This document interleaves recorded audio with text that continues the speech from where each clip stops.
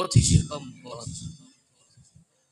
ঘরে ঘরে বকুবর অতিশয় বীর ভক্তি হিরণ্যক্ষ তবে নাহিল ভূতি দৈত্যপতি দৈত্যপতি দৈত্যপতির জয় হোক। বিবাহিত অসম্বিত আপনি আহিলেই ঠাই দৈত্যপতি সহচক্ষে দেখিল মই একে অদ্ভুত দৃশ্য কিবা সাধ্য ৰাজনে কৰিম প্ৰকাশ। এবাৰে কি দৈত্যপতি হঠাৎ কি এনে ঘটনা ঘটে যাৰ বাবে অসম্বিত আহি হিৰণ্য কাপুৰি হিলেদৰি খন দৈত্যপতি আপোনাৰ স্নেহৰ ভাতৃ হিৰণ্যাক্ষবীৰে ওৰ ভদ্ৰী হিৰণ্যক্ষ আপোনাৰ স্নেহৰ ভাতৃ হিৰণ্যাক্ষবীৰে স্বৰ্গ ৰাজ্য কাহি পাতালত নিৰ্ভয় কৰিছিল প্ৰভীয়ে। কিন্তু ৰাজন কিন্তু কেবল কি বৰাহস্বৰূপী কোনোবা শত্ৰুৱে সুতীক্ষ্ণ দাঁতেৰে হৃদ পিণ্ড কৰি চিৰাচিৰ তাকে কৰিলে নিৰ্ভয়। দেবরে কি অন্য হয় বীর ভক্তি হিরণ্যক্ষ যারে প্রভাবত স্বর্গ মৈত্য আদালতে হয় ত্রাহরে সৃষ্টি দেনহেন বীর ভক্তি হিরণ্যক্ষ মোরে অরণ্য নিধন হব না হরে অন্ত পহরাতে বেশা দেবরে কি বেশা বেশা নহি এইটো অসত্য ঘটনা। সঁচাকৈ আপোনাৰ ভাতৃ পৰিছে ৰণত দৈত্যপতি আৰু আৰু বৰাহস্বৰূপী অহা নাই কোনো সামান্য বীৰ। কোন হব পাৰে ভাতৃ হত্যা কৰে মোৰে এতিয়াও বুজা নাই দৈত্যপতি কোন সেই ভাতৃহন্তা। সুৰক তেন্তে দৈত্যপতি ভাতৃহন্তা ভাতৃহন্তা ভাতৃহন্তা ও দেবরে কি মোর ভাতৃহন্তা ভাতৃহন্তা দেবরে কি তোমার এই শত্রু দেবনারায়ণ। কি উদালে দেবরে কি নারায়ণের হাতত নিধন হল বীর ভক্তি হিরণ্যক্ষ মোরে ও কি উদালে দেবরে কি বাতরে প্রভুধি মত্রিময় ও নারায়ণ। দৈত্যপতি নহিতো কন্দনৰ সময় ভাতৃহন্তা শত্ৰুৰ বিপক্ষে তুমি হোৱা অগ্ৰসৰ আৰু যদিহে তুমি নকৰা শত্ৰুক নিধন ৰব জানো সন্মানে দৈত্যৰাজনৰ। আমি এতিয়া বিদায় দেবরে কি না ও যদি লোক তুমি ভাতৃহন্তা করে কবা তুমি নিষ্মুখরে জগত দাসে তত দেবতা ব্রাহ্মণ সকলকে এটা এটা কই করিব নিধন। নারায়ণ নারায়ণ। অন্য বীর ভদ্র হিরণ্যক্ষ মোরে বৈর রূপে আরাধনা করিতই অনন্ত দেবকে মুক্তি লাভ করিলি তই মুকু লাগে অসিরে মুক্তি লাভর পায় মুকু লাগে অসিরে মুক্তি লাভর পায় আজি হন্তে নিজর মরণ কিংবা বিষ্ণুর বিনা একমাত্র লক্ষ্য জীবনের আজি হন্তে বিষ্ণুর বিনা কিংবা নিজর মরণ একমাত্র লক্ষ্য জীবনের। সত্ত্বেও অনাহাৰে অনিদ্ৰাৰে থাকি আপোন পাহৰা হৈছে। অন্যহাতে যেতিয়াই মই নিদ্ৰাৰ কোলাত আশ্ৰয় লওঁ কিছুমান অদ্ভুত সপোনে মোৰ মন প্ৰাণে বিব্ৰত কৰি তোলে। জয় শিৱ শম্ভুনাথ,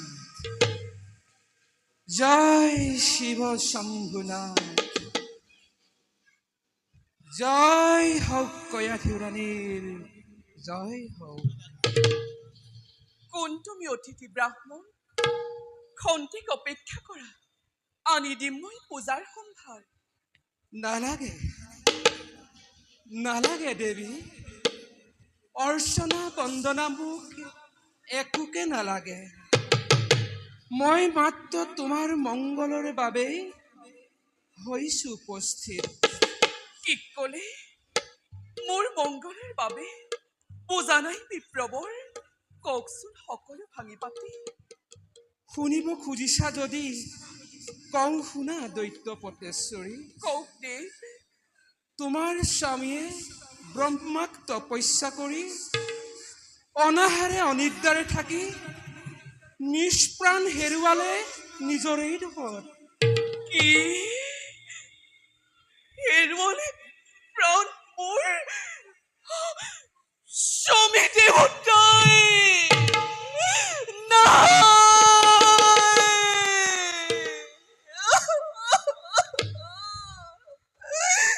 মিছা মিছা কথা মই নাযাওঁ প্ৰত্যয়। কোন তুমি সত্য প্ৰবঞ্চক দানৱ কুলৰ? বিপ্ৰৰ মুখেৰে অসত্য বাক্য কদাপিও নহয় প্ৰচাৰ। স্বচক্ষে মই দেখিলো তোমাৰ স্বামীক, নাই কোনো চিন চাপ। সমস্ত শৰীৰ উই পৰুৱাই ঢাকি পেলালে। ইমানৰ পাছতো ভাবিছানে জীয়াই থাকিব পাৰে বুলি তোমাৰ স্বামী দেৱতা?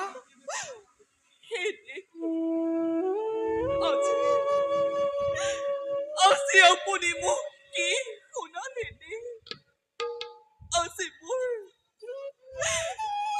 মোৰ এনে অৱস্থাত স্বামীৰ অবিহনে মই কেনেকৈ কটাম জীৱন?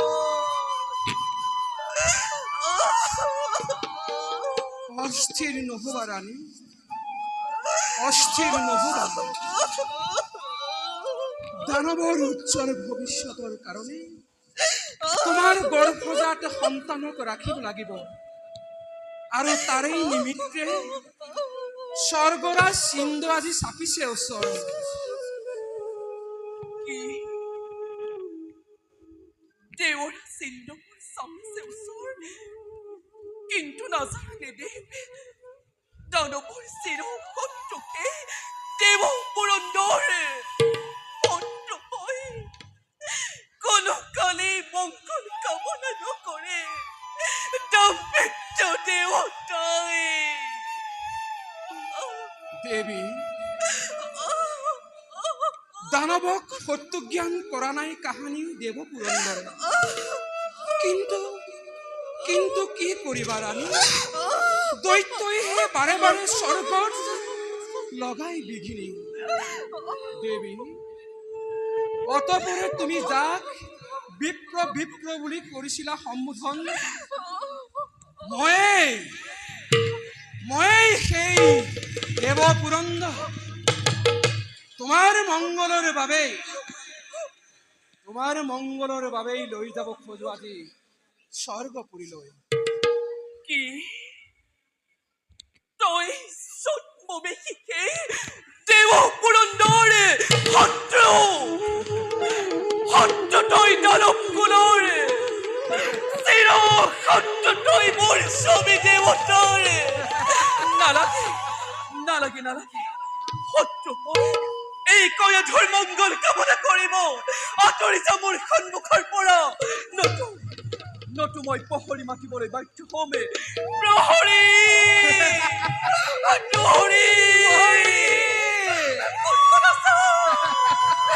ৰক্ষা কৰা।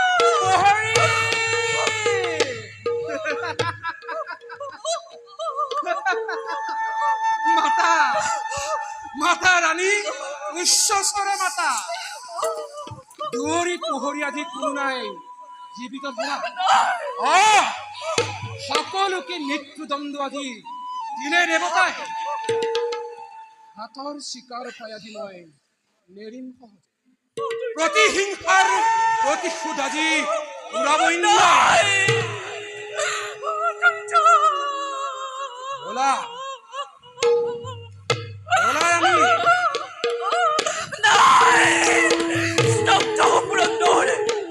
পৰস্তি হৰণ কৰি ভাবিছ নেকি ৰক্ষা পাম বুলি?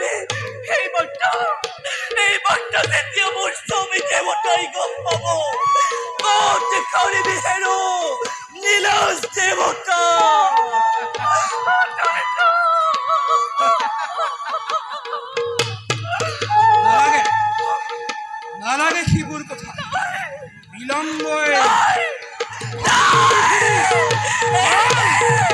ৰাণী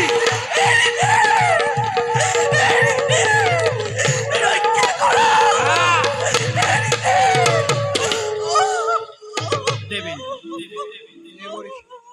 দেবেন্দ্র কি কার্য তুমি করিসা সাধন এনে ভাবে মতিচন্দ হয় পরস্তিক তুমি বলরে করিসা হরণ শ্রী শ্রী শ্রী শ্রী দেবেন্দ্র এনে কার্য তোমার পক্ষে অতিকে অশুভ দেবরিষ তাৰ আগে চাই লোৱা কোন এই দৈত্য ৰমণী দেৱতাৰ শিৰশত্ৰু হিৰণ্যকশিপু ব্ৰহ্মাক তপস্যা কৰি জহি পমি মুলি গল ধৰাৰ পক্ষত আৰু তাৰেই পত্নীয়ে কয়াধুৰাণী গৰ্ভৱতী অঘনকাণ্ড গতিকে গৰ্ভপাত কৰিয়েই কয়াধুৰানী সমূলংশে মুক্ত কৰি দানবৰ নাম চিৰ শান্তি লভিবন্দ চমৎকাৰ উদ্দেশ্য তোমাৰ দেবেন্দ্ৰ জানিব পাৰোনে মই কোনে দিলে তোমাক এনে সমাচাৰ যাৰ তপবনে বিশ্বত আতঙ্কৰ কৰিছে সূচনা যাৰ যোগবল দেখি যোগেশ্বৰ আজি নিজেই চিন্তিত এনেহেন হিৰণ্য কশিপু ভাবানে তুমি ইমান সহজে বিলীন হব ধৰাৰ বৈঠক তেন্তে কি এতিয়াও হিৰণ্যকশিপু নিজে পাবা তুমি তাৰ প্ৰত্যক্ষ প্ৰমাণ বৰ্তমান এৰি দিয়া কায়াধুৰাণীক তুমি মোৰ সন্মুখত আৰু শুনা দিব ধৰণৰ যাক তুমি বলেৰে কৰিছা হৰণ তেওঁৰি গৰ্ভ নিষ্পাপ ৰুখ আছে কুহিৰ গৰ্ভত নিশ্চয় জানিবা ইটো পুণ্য ভাগৱত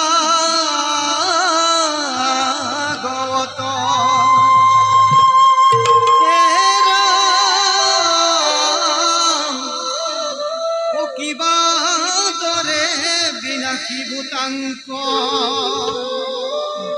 ও তুমি পুৰন্দৰ পূজাৰ কথা নাৰায়ণ জানিবা নিশ্চয় বুজিলে নহয় দেৱ তুমি হে নালাগে তোমাৰ লক্ষ লক্ষ দেৱতা আহিলেও একো কৰিব নোৱাৰে ক্ষমা ক্ষমা ক্ষমা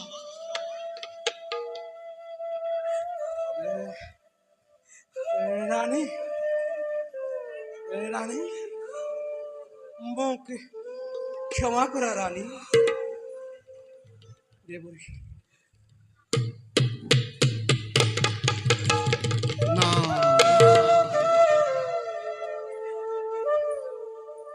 দেউৰী দেৱী তুমি মোৰ পিতৃতুল্য দেউৰী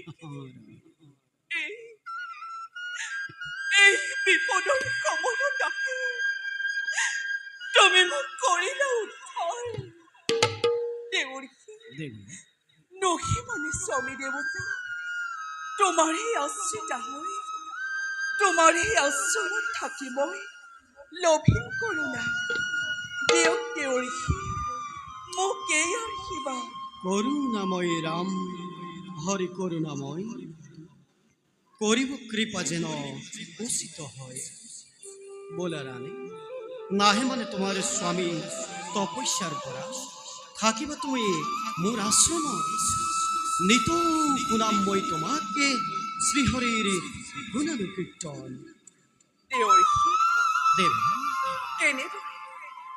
কেনেদৰে আপুনি মোক নিতৌ শ্ৰৱণ কৰাব হৰিৰ গুণানুকীৰ্তন নাৰায়ণে নাৰায়ণে কওক দেউৰী অতি অতি উত্তম প্ৰশ্ন কৰিছা দেবী শুনা দেবী সেই নিৰাকাৰ নিষ্গুণ নিৰঞ্জন হৰি ক'ত বিৰাজমান হৈ থাকে মই তোমাক কওঁ কওক দিয়ক। তুমি শুনা উৰণ বুৰণ গজন আৰু ভ্ৰমণ এই চাৰিমুখী জীৱতে সেই নিৰাকাৰ নিৰঞ্জন হৰি বিৰাজমান হৈ থাকে শুনা দেৱী দেউৰী সেই নিৰাকাৰ হৰি কেনেদৰে জীৱৰ হৃদয়ত বিৰাজমান হয় মই তোমাক কওঁ তুমি শুনা কওক দেউৰী। কৃষ্ণৰ চৰণ চিন্তি বেকৰ হৃদয়ত অয়াসন্ত ঈশ্বৰ হৰি সমস্ত ভূতত ওহে ন জানি প্ৰাণী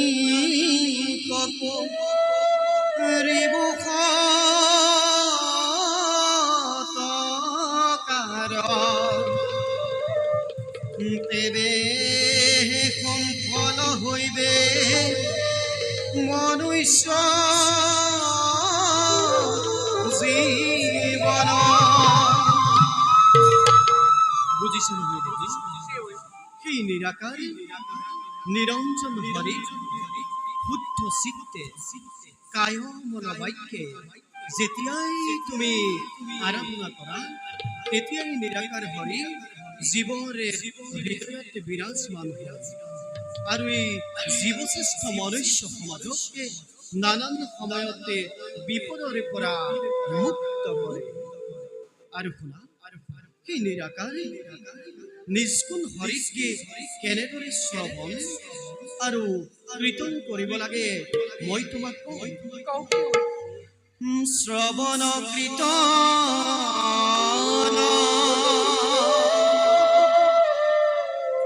ও শ্ৰৱণ কীৰ্তন স্মৰণ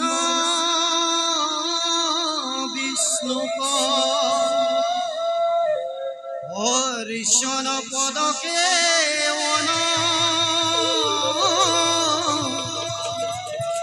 দাস্য ভক্ত বন্দন বিষ্ণুক কৰিবা দেহয়ৰ ধন বলা দেৱী আমি এতিয়া শ্ৰীহৰিৰ গুণাৰ কীৰ্তন কৰি আশ্ৰমৰ পাশে যাওঁ বলক দেউৰী। আৰু এই হৰি নামেৰে পূৰ্ণ হ'ব তোমাৰ এই দানৱী জনম